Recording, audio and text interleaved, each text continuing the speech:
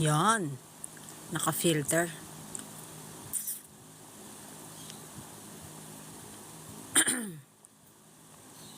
Good morning, TikTok. Kamusta ba mga tao dito?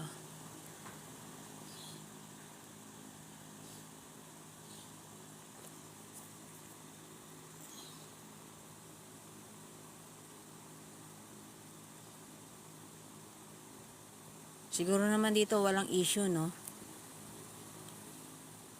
Alam niyo naman kung filterized or mukha talaga. Kung ako nga nagtataka sa iba, hindi ko naman tinatanong eh. Di ba ganun lang naman yan? Sino ba kinukumpara nyo sa akin? Bakit gustong gusto nyo makita yung mukha ko? Asawa ba hinahanap nyo?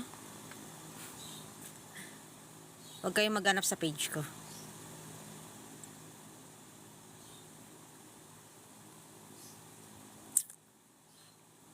Saka kung meron man tumatabla sa inyo, hindi ako yun. Pwede nyo naman akong kausapin sa labas kung talaga meron kayong sadya sa akin. Pero kung wala naman, diba? Hi, good morning, user 57723572011.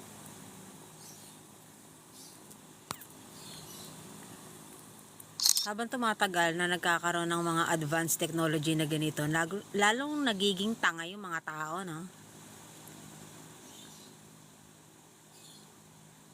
Alam mo yun? Imbis na tumatalino sila, lalo silang nagiging mangmang. Nakakahiya yung mga ganong tao, no?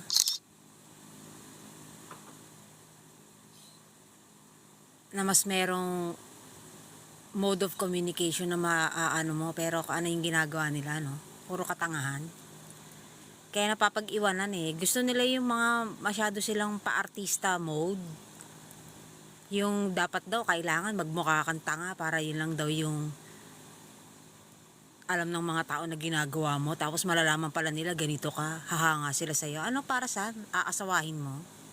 Lalahian mo? Eh paano kung nagpapabida lang sa'yo yun? Pag naanakan ka na, bobo pala yung anak mo. Tapos pangit pala yung anak mo. Alam mo yun? Mga katangahan yung mga basehan nyo. Puro kayo mga ulol. O hindi lahat ah. Yung iba lang. Alam mo parang umaasa na lang kayo na makakita kayo ng mga forever nyo dito sa social app. Na wala namang kakwenta-kwenta. Tapos lahat ng tao gusto nyo eh. Pag broken hearted kayo, yung iba mga pangit na nakahanap ng mga afam or kung sino mang foreigner yan o kung sino mang mga naging true love nyo, para mga gago. Alam mo yan? Kilalanin nyo yung tao sa personal bago kayo mag-iinarte sa social app. Dahil wala naman kasensense yung mga pinagsasabi nyo, hindi nyo kilala. Tapos ano kayo na ganito ganyan. Diba? May mga bagay na hindi ka talaga alam. Saka ang dami nyo pinaiiral na, alam mo yung mga kabit, mga ganyan. Alam mo may mga dahilan yun eh. Kung bakit naging kabit sila, naging ano. Hindi naman dapat ito yung mga linyahan na sinasabi ko kasi walang kakwenta-kwenta. Ang papangit kasi ng mga putang inang yan eh. Ang papangit nyo kasi. Alam mo yun?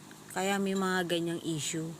Tapos yung mga iba, sobrang pangit naman. Kung mag-inarte, kala mo ang gagwapo, ang gaganda, putang ina nyo. Ay, sorry.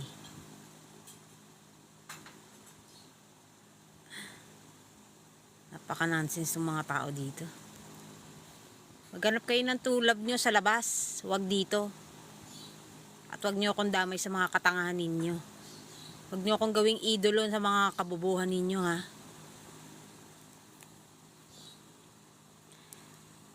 Good morning.